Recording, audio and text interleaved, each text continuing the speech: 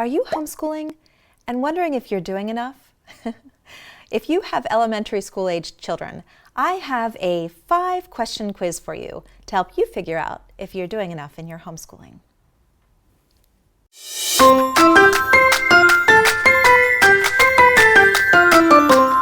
So I will do a separate video on middle school when everything changes. But for today, I'm going to give you a 5-question quiz to help you evaluate whether or not you are doing enough in your homeschool. So first of all, the word enough is so subjective. In my opinion, it doesn't mean enough worksheets and science experiments and facts because honestly, you cannot teach your children all the facts there are to know.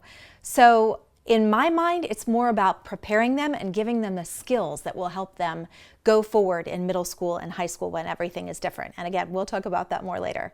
So I guess in thinking through the train up a child in the way he should go, again, God doesn't call us to tell them every single fact. So we're training them in the way that they should go. So how do you evaluate that? In my mind, in my world, for my 3 children, I kind of took a look at where I wanted them to be in the future and then walked that backwards. So for us, I wanted to raise happy children who loved God, who were kind to other people, who were interested in learning, who were self-motivated, and who knew how to work hard. I also imagined that all 3 of my children would go through college, but you don't know what God has for them, right? So you want to prepare them for whatever future is going to happen. And that's kind of where I land on my homeschooling. So are you ready for my 5-layer cake of the 5 essential skills that I think are important for you to do enough in your homeschooling in elementary school? So layer one would be reading. Of course, that's foundational. If you are struggling with reading with your children or you have a program that you don't necessarily like, may I recommend my favorite book in the world? It really is good. It's called Teach Your Children How to Read in 100 Easy Lessons. And I'll put a picture up here and I'll link it down below as well. It really is great and it works. My oldest daughter wanted to read early and I started her at like 3 and she loved the stories so much and it was easy for her to pick up that the other 2 were clamoring to try it too. So all of my children read really early thanks to this book. So after you teach them how to read, it's up to you to provide them with as many as many readers as you can. Magic School Bus readers, the Princess readers, anything that tickles their fancy. Even Stephen Odd Todd, that was one of our favorites. There are so many books. Get to know your librarians and let them know what kind of books you're looking for, and they can be a great resource for you. A word of caution on that, there are some books even in the younger children's section that introduce topics that we didn't really want in our family. So if you're honest with your librarians, they can probably help you avoid some of those books. Or you can message me and I'll let you know. So layer 2 is writing. Reading and writing, right? Foundational.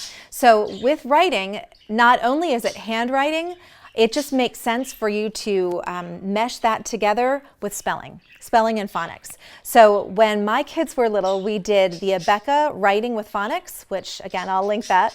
That was a good program for us. And then eventually I jumped into Abeka Spelling as well, all the way up to 6th grade. And spelling, I did Classical Conversations. The Essentials program has a great vocabulary list. We use that for our spelling as well. But for spelling, I can't tell you enough what fun it is to hop on Amazon and just look and see what kinds of spelling programs there are. If you have a child who likes animals, there's a spelling program with animals. If you have a child who likes science, there's a spelling program with science. You might have to edit out a few of those, but if your child likes history, Classical Conversations has Scribbler's history sentences for you to practice your handwriting. We used Handwriting with a Purpose, I believe is the name. And again, I'll link all of these below, but that one was great because my kids liked to color, at least my girls did. And so they would handwrite in their best handwriting and color it, and then we'd mail it off to some of the grandparents or other people in the family. So there are so many things that you can do with handwriting. A word on this. Do I advise cursive? Yes. Yes, I do. And here's why. Not only for the motor skills, I think it's a good thing, but also to read. One of my kids went to France last summer and I worked in France. They only write in cursive. So if you want to read what they have to say, literally, it's only in cursive. Our founding documents, we went to the Naval Academy and some of the kids there couldn't read the founding documents because they were all in cursive. So give your child the gift. If you can do it in your homeschool, I recommend doing cursive as well as printing. Layer 4 of the cake is math. Math is non-negotiable. You need to find a program that fits with your life. Meaning, I did a video on Saxon Math, which is kind of the homeschool standard.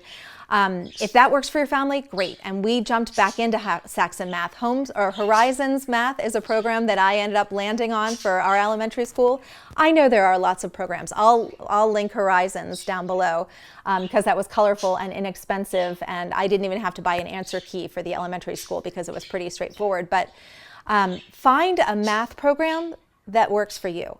If you find that the math program is too hard, not just the math, but like the preparation is too hard, you may not do it. I know that I found myself in that situation, and that's not a good thing. I don't know what state you're in or what the rules are for the state homeschooling, but you need to be able to show and prove that you've been consistent with your math, and that's an easy way to just show in your homeschool that you've been consistent is your math. So they need it for later, so find a math program that works for you. Layer 4 is my favorite. Read to them. Read alouds. Not just on their own. It's great if your kids are holed up on a sofa or a chair somewhere in your house, but read to them. What a great gift this is, because you are opening their mind and their world to all sorts of things. You can be intentional with this. Have fun read aloud books, but then alternate it with biographies or science books or history or historical fiction. We chose to do Story of the World every single day at lunchtime at our counter. I would eat later and I would, we'd have their lunch all around the counter and I'd read to them while we had lunch. We all looked forward to that. And you know what? Stories stick. So whatever you're choosing to read can be something to kind of solidify what you want for their homeschooling. Not only that, but the reading aloud, it helps them with pronunciation, it helps them with vocabulary and sentence structure and the content of the stories. So you're giving them a gift when you do the read alouds. We read aloud everywhere. I always had a book in my purse. So if we were at the dentist office and there was a wait, out comes the book and I'd read it aloud to them. If my husband was driving in the car, we'd read a book. If you have kids who are older elementary school or middle school, the Origami Yoda series is so fun. I can definitely recommend that one, but find some things that work well for your family and read aloud to them before bedtime, anytime you can, because again, you are helping them solidify their love for reading and the grammatical aspects of English as well. The layer 5 in the cake is learn with them. Figure out things that interest you and start to learn those things. So for example, plan a garden, research it, and then plant it with them and keep it up throughout the summer. Meal plan with them for the week and then help them go grocery shopping and teach them how to do that and then do grocery shopping. Go to art museums and science museums. When my kids were in elementary school, we paired with another family or two and we called the National Zoo in DC and asked if they would do a homeschool program for us on the day that we wanted. And they were great. It was very low cost and what a great experience to be able to tour the National Zoo with your own tour guide and just a couple of friends. That was memorable. Any place will give you field trips, like your local grocery store or McDonald's or a factory. If you live near any kind of a factory, I don't care if it's a door factory or a potato chip factory, it would be interesting. Or if you have a horse riding stables that does therapeutic riding for children with autism, that could be another great one. Anything that's interesting to you, do field trips. Get them out as much as possible. Now, that's the end of my 5 layers of the basic cake, but the icing in between the cake are the hugs that you give them and the outside time that you get them out. Take them to parks, get them outside in your backyard or your front yard, whatever you can do, those will be the memories. In my mind, if you have a child who is able to smile at you and you've given them those 5 essential layers, you have done enough in your homeschool. So this is me jumping back in because I forgot to record the 6th cake layer. There are 5 cake layers, in my opinion, that you can consider for doing enough in elementary school. But once they hit 4th, 5th, and 6th grade, I feel like it is essential for you to add in a formal writing program. And that can look like a lot of different things. We used Classical Conversations Essentials program, which taught them the foundational grammar of English, but also gave them a roadmap on how to write really good paragraphs and papers. That was Institute for Excellence in Writing, which was a great program. And I actually met the man who does that program at a homeschool convention once. I'll try to find the picture. But if you are not a part of CC, find a co-op. If you don't have CC or a co-op nearby, I highly recommend you choose an online program. And here's why. Because writing is, again, foundational for their success later on. And it's something that I found it was so easy to be lax on. If you were the only person that they are turning in papers to, it might not happen, or it might happen late. Perhaps you don't feel like you have a great grasp on how to write well. And I'll tell you what, having a roadmap on how to, like certain steps on how to write well, it really does help the kids and make it more concrete at an earlier age. So I can recommend a couple online programs. We had success with Wilson Hill Academy, and you can jump in just for a class or two that fits you, and you could do a formal writing program there. Or also AIM Academy with Deborah Bell. That's another program that we actually used that does a good job with elementary school programs. So that's my little extra for you for 4th, 5th, and 6th grade. That was your 6th layer in the cake. Now, having said that, no cake is complete without the icing. So our icing that we did as a family was Classical Conversations, and I've done a video about that.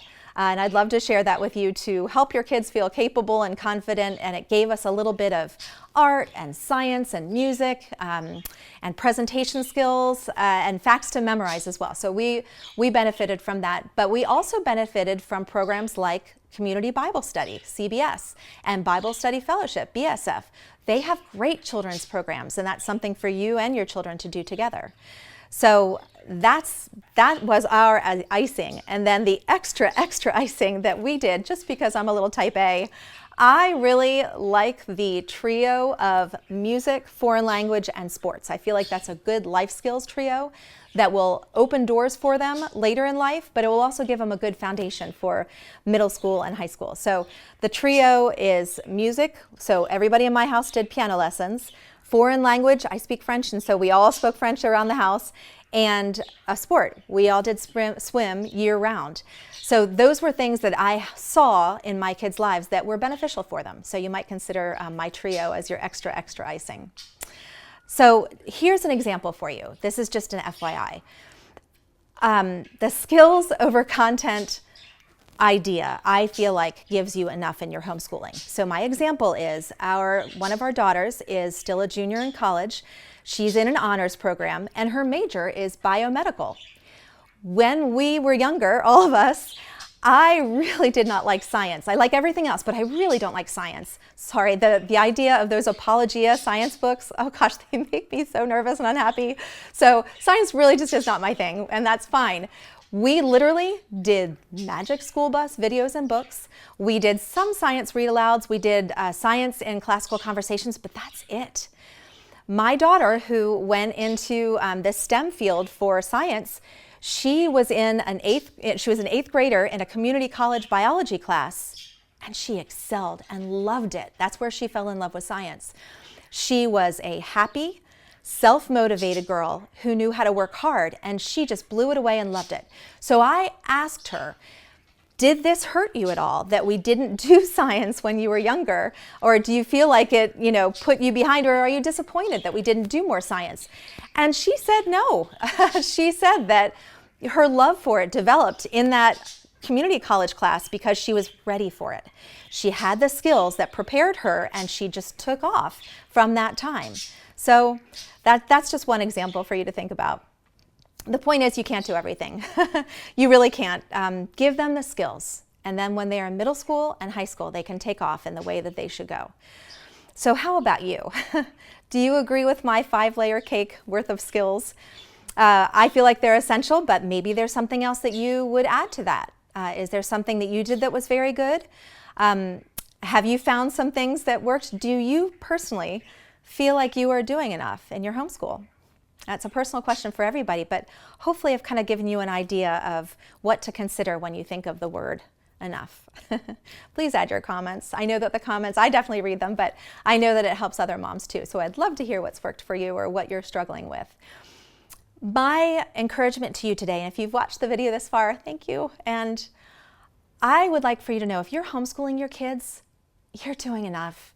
You love them so much. I know you do. And you are going to have beautiful days when everything works right and the kids are learning and the laundry's put away and you feel very on top of it and your kids hug you and you're just going to feel like this is the best. But you're also going to have the days when you're like, I hate this so much. Like I'm not good enough to homeschool, or the kids are disobeying, or nobody's learning. Those days will come, and that's okay. That's just part of life. But you are giving them a gift by homeschooling them when they're younger. They will remember the happy memories. They will remember the hugs and the reading time on the couches and the field trips and things you took. And then you will get the joy of seeing them use those life skills and succeed later on. So I'm CCHappyMom. Thanks for listening to me today. And I would love this to be your hug. Good job, Mom. Keep it up. You're doing a good job. And give your nice kids a hug from me too. Have a good day.